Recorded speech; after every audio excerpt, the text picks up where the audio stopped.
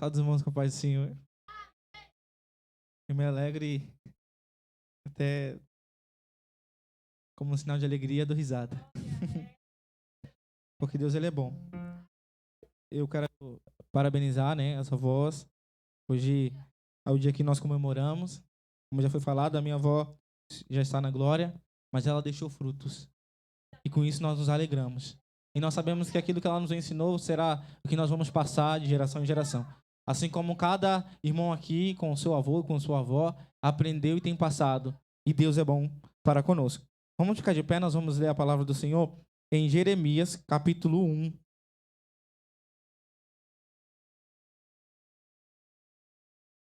Do versículo 4 ao versículo 7, e depois do 17, depois do 16 em diante. Amém? Os irmãos acharam?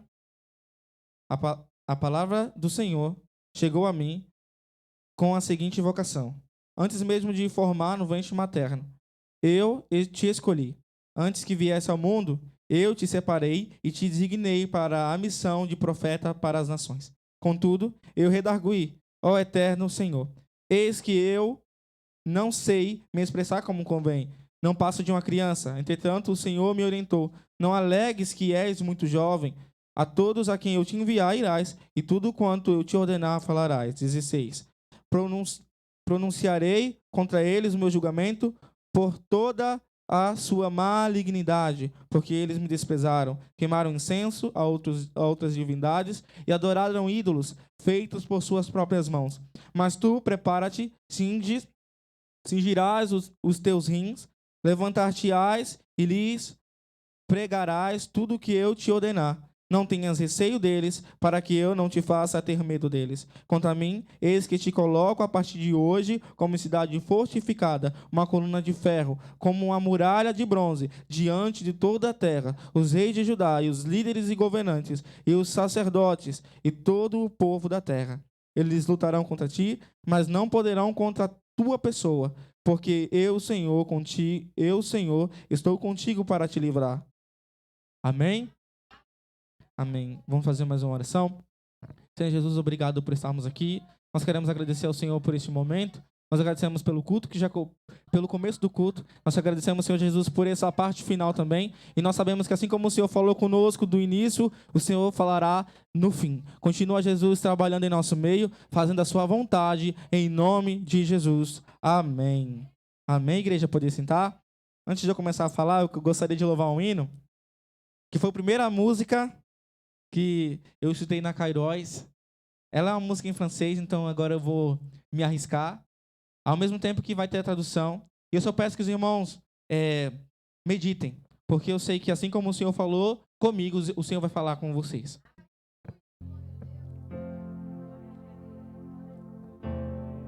Se você puder fechar os seus olhos e concentrar sua mente no céu e agradecer, eu sei que o Senhor ele já está falando e vai continuar falando em nosso meio. J'entre dans mon cœur, ne m'appartient plus. C'est que j'ai de mes liens, tout est pour toi, Jésus. J'ai tout dans mon cœur, ne m'appartient plus.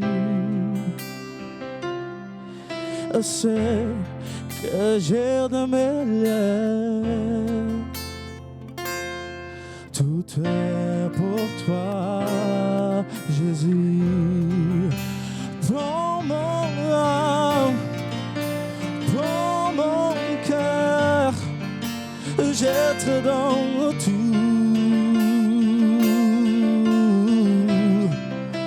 Prends ma vie, mais voici, j'être dans tout. Mon cœur est soit toi, tout toi, toi.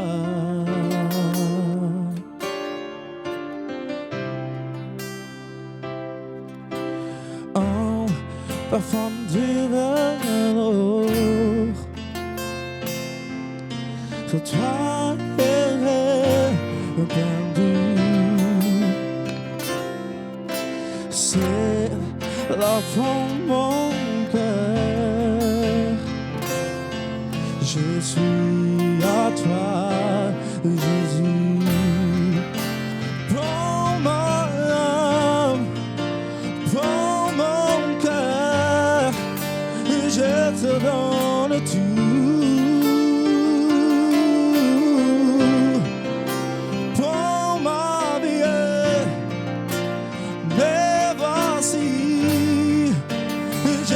Donne tout.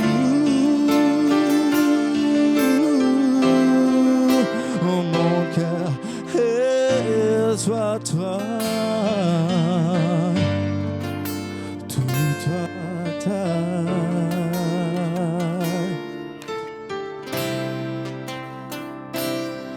Te dou o meu coração.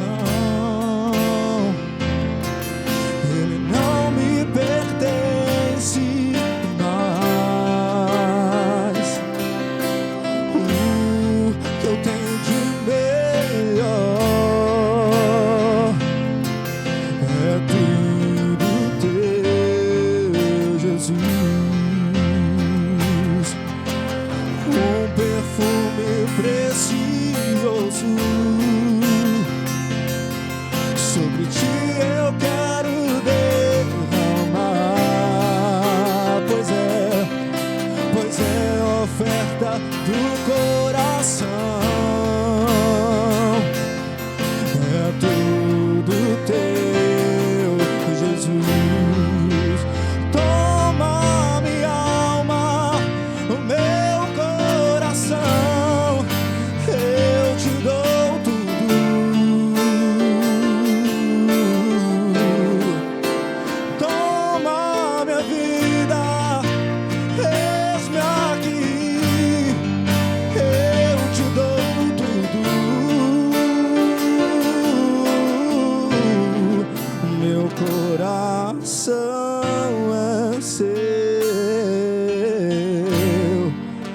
Todo seu. E essa era a música que eu escutei e que o Senhor começou a trabalhar na minha vida, começou a falar comigo. E o Senhor estava ministrando ao meu coração enquanto esse louvor era cantado, dizendo: Boaz, entrega tudo, eu quero tudo, não pela metade, eu quero completo. E o Senhor começou a falar comigo: aleluia, entrega os seus sonhos, os seus planos, a sua perspectiva, aquilo que você imagina, aquilo que você quer, coloca tudo diante do meu altar. Aleluia, porque eu, Senhor, é que cuido de você. A partir de hoje, serão os meus sonhos, serão os meus planos na sua vida. E eu comecei a dizer: toma minha alma, o meu coração, eu te dou tudo.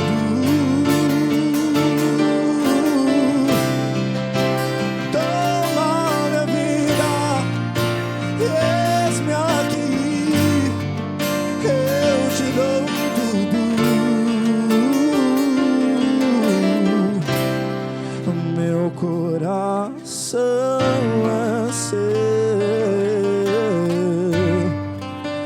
todo seu.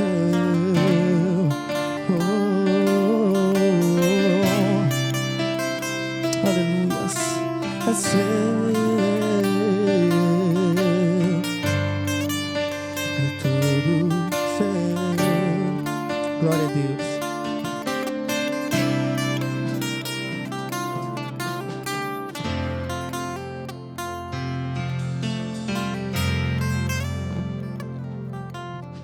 Glória a Deus. Que você possa fazer o mesmo, entregar o seu coração ao Senhor, porque eu sei que Ele é aquele que tem cuidado de nós. Amém? Bom, eu vou ser bem rápido. Irmãos, nós vamos tratar de 4 pontos aqui interessantes que o Senhor colocou no meu coração. Quem era Jeremias e o seu chamado? Israel e o seu contexto. A atuação de Deus em meio a tudo e a oportunidade alcançada. O tema é alcançados pela nova aliança. Então a gente vai começar falando sobre quem era Jeremias. O livro leva o seu nome, Jeremias, porque trata sobre a vida dele, daquilo que o Senhor ele faz, tanto na vida de Jeremias quanto ao redor. O Senhor ele chama e escolhe Jeremias para algo muito especial, tanto é que nós lemos aqui que o Senhor disse que antes dele ser gerado, o Senhor já tinha escolhido, já havia um plano e um propósito de Deus sobre a vida de Jeremias. O significado do nome de Jeremias é o Senhor é exaltado ou a quem o Senhor estabeleceu. E essa segunda parte, sobre a quem o Senhor estabeleceu, fala muito comigo porque, assim como o Senhor estabeleceu Jeremias naquele tempo, para aquela geração, para aquela nação, o Senhor tem estabelecido eu e você para o nosso tempo, para essa geração, na nossa casa, na nossa vizinhança, na nossa cidade, no nosso país. O Senhor tem estabelecido você, por que não chamar você de Jeremias? Que você, Jeremias, possa se levantar e saber que o Senhor tem estabelecido você para essa geração. Jeremias ele é filho do sacerdote Elquias. O sacerdote Elquias ele é aquele que estava no templo, no reinado do rei Josias.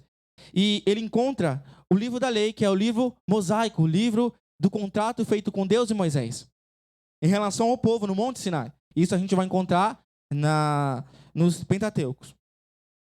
A situação é que Ilquias ele entrega esse livro ao secretário Zafã, que era secretário do rei Josias. E quando ele lê o que estava escrito, Josias cai em si e percebe que o povo estava distante de Deus, a situação estava terrível. Então ele se rasga as vestes dele e se ajoelha em ato de humilhação. Então ele reconhece a situação, manda que vá a uma profetisa chamada Uda, e ela profetiza dizendo assim: olha, o Senhor, o castigo e o juízo de Deus vai cair sobre Israel. Mas, por conta da tua humilhação, eu contemplei a tua humilhação. Não vai ser no teu reinado, vai ser após a tua morte. E assim como ela disse, aconteceu. Então a gente vê que a humilhação é importante. Quer receber algo da parte do Senhor? Se humilha. Tem algo de Deus, um mistério de Deus muito grande nisso. Jeremias ele tinha 23 anos aproximadamente. Ele foi chamado ao ministério profético, uma idade muito precoce, para assumir tamanha responsabilidade. Tanto é que ele diz assim: Senhor, eu sou uma criança. Como assim? Eu sou uma criança. Aí o Senhor diz assim: não, Jeremias, não diga eu sou uma criança, porque eu escolhi você. Mas ele fala eu sou uma criança em dois sentidos. Primeiro, na questão da idade por ser muito jovem, e também na autoanálise de si mesmo, sobre ter incapacidade mediante aquilo que Deus, ele tinha o propósito de Deus na vida dele. Mas acontece que Deus, quando ele chama, ele se responsabiliza. Quando Deus ele chama, ele capacita. A gente não está só. Ele sabe por que chamou você, ele sabe por que tem te levantado, e eu sei que o Senhor, ele vai te dar as possibilidades, os recursos necessários para você dar conta daquilo que ele tem entregado na sua mão. O Senhor, ele fala com Jeremias durante os 3 reinados. Durante o reinado de Josias, o reinado de Joaquim e o reinado de Zedequias. O seu ministério é marcado por um chamado a advertir o povo à situação em que estava.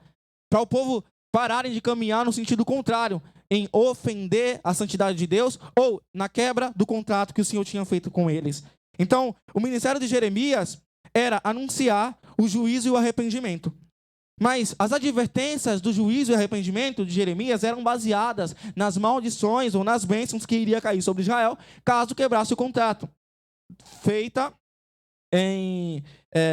no período mosaico, e a gente pode encontrar isso no versículo 28 de Deuteronômio.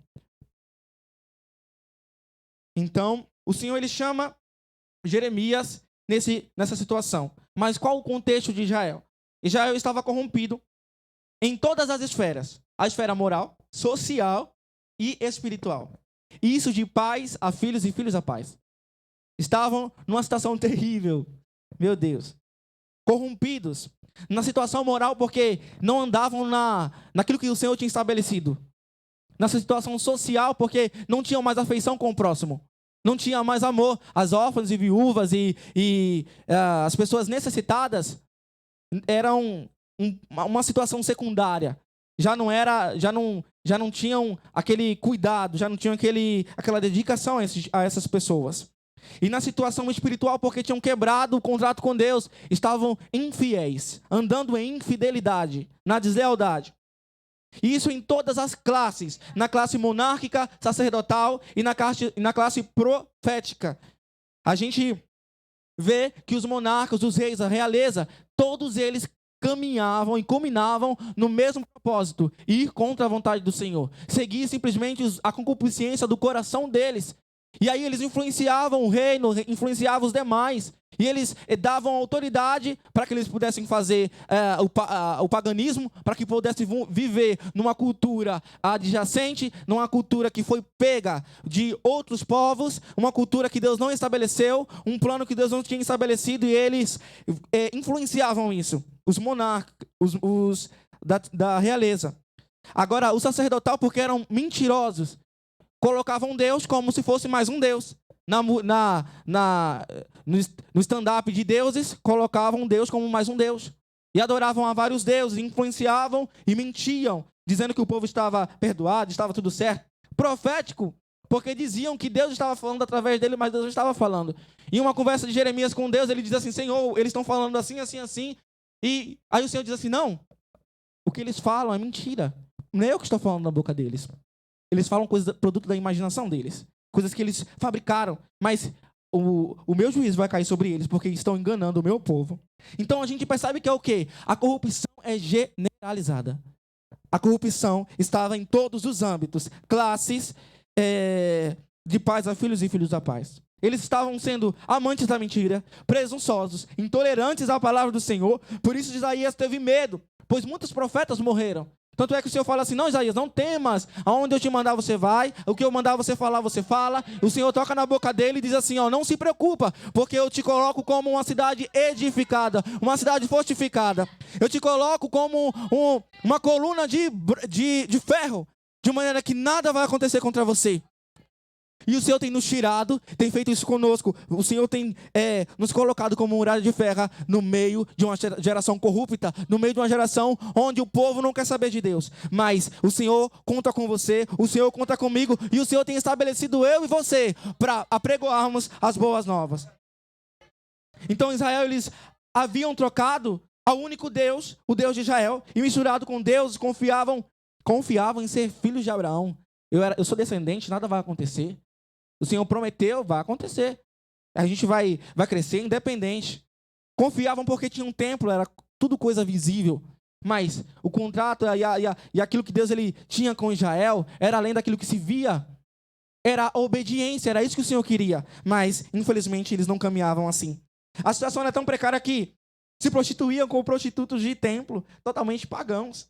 Ofereciam seus filhos a deuses, sacrificavam seus próprios filhos. E aí a questão, porque Deus ele diz assim para Jeremias, eu não pedi esse absurdo, quanto mais eles entregando a coisas que são feitas pelas próprias mãos deles, coisa que não tem vida, que é enganoso, é mentiroso. Então, consultavam adivinhos, feiticeiros, jogavam jogos da sorte, estavam totalmente corrompidos. O contrato, a aliança de Deus havia sido quebrado, porque eles amavam mais aquilo que era abominável do que a presença de Deus. Amavam o abominável e desprezavam a aliança. Ou seja, viviam numa situação de insubmissão. Se resignavam a seus próprios desejos. Mas a palavra do Senhor, ao compromisso que eles tinham firmado com Deus, eles não se submetiam. Qual o desfecho de Deus nessa situação toda? Deus levanta Jeremias nesse contexto e prega para pregar a Israel a correção que viria destruir Jerusalém em todas as esferas, como nós falamos, existentes, pois estavam corrompidas, a corrupção era generalizada. O Senhor trouxe da Babilônia para servir de correção a nação babilônica. O Senhor trouxe a nação babilônica para servir de correção a Israel. A nação babilônica ela invadiu Israel no tempo de Jeoaquim. Assim, quando Josias tinha morrido, Jeoaquim assumiu o trono. Então, o rei da Babilônia invade Jerusalém e leva cativos muitas pessoas. Mas ainda Jerusalém continua funcionando, porque ele coloca outra pessoa no lugar, e é Zedequias.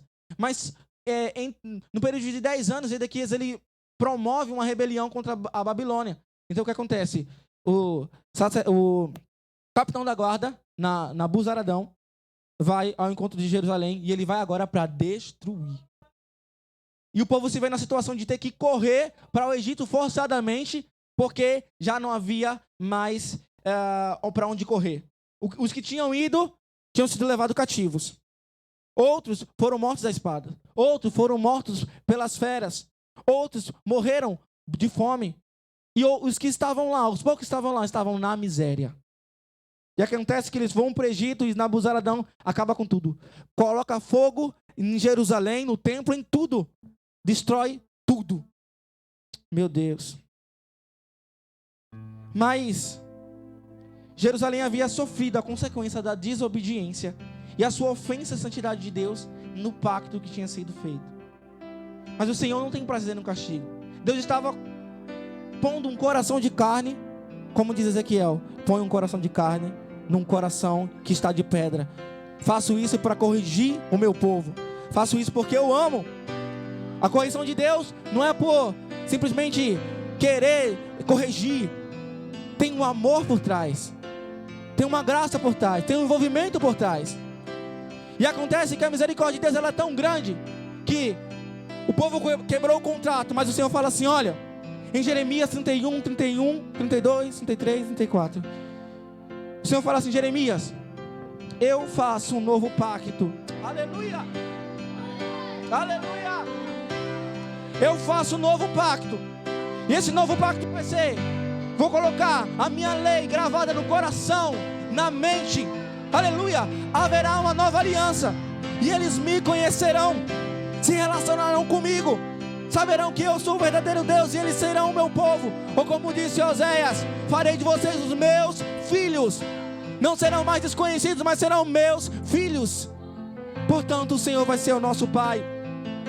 Glória a Deus. E essa nova aliança foi conquistada com Cristo ali na cruz. Porque na hora que Cristo estava ali na Santa Ceia, Ele diz assim, esse é o cálice, esse é o meu sangue, que é o símbolo da nova aliança. E todos aqueles que alcançam, que passam por essa porta que o Senhor abriu para nós, alcança a aliança, alcança a salvação, alcança a graça, alcança perdão, alcança a eleição. São escolhidos, já não são mais desconhecidos, não são mais criaturas, mais filhos, mais amigos. E tem a responsabilidade de revelar a glória do Pai, de revelar o reino do Senhor nessa terra, nessa geração. A porta da esperança está aberta. Oh, aleluia! A graça do Senhor está entre nós. Grande Deus está entre nós. E todos que passam por essa porta alcançam a graça. E aqui a gente pode tirar duas coisas. Jeremias, o Senhor conta com você. O Senhor tem estabelecido eu e você para essa geração. O Senhor tem nos estabelecido para apregoar o juízo, para dizer que o reino é chegado, a hora é chegada. O noivo vai vir buscar a noiva. E se não for noiva, não vai para o céu. Se não fazer parte da noiva, não alcança a graça, não alcança a salvação. Israel era um povo que agora não era mais escravo, mas por conta da quebra do contrato, se tornaram escravo.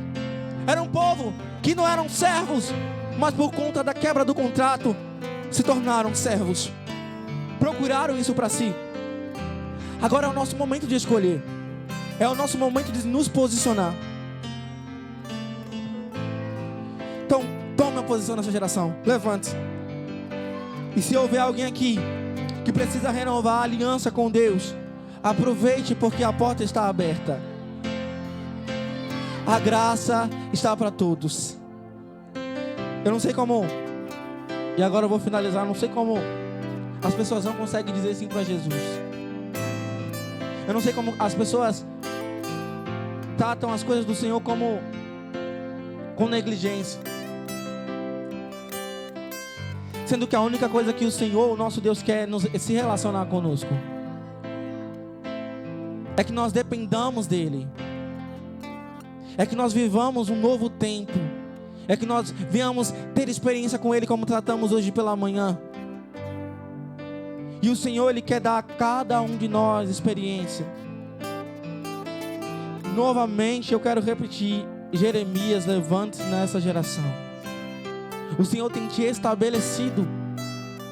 O Senhor tem te levantado. Aleluia.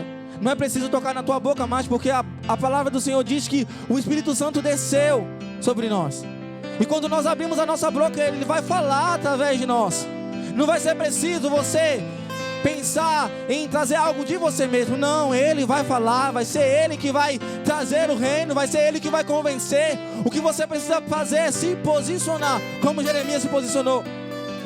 Eu não sei se é na sua casa, não sei se é na sua vizinhança, eu não sei se é no seu país ou no seu estado, mas o Senhor tem te levantado, o Senhor tem te estabelecido. Então, se posiciona, esteja na disposição do Pai, aleluia, e glorifica o nome dEle, porque a aliança está aí. Que nessa noite você possa meditar nessa palavra, porque o Senhor, Ele tem nos dado oportunidade. Enquanto tem oportunidade, ainda é o momento, ainda é hora. Glória a Deus. Eu não sei se você está no campo de guerra, foi levantado como Jeremias, estava no campo de guerra, se sente enfraquecido como Jeremias se sentiu, e muitas vezes, oh Jesus, eu não sei se você se sente como Jeremias, que estava ali na cova, passando pelas dificuldades, dizendo: meu Deus, me ajuda, socorre-me.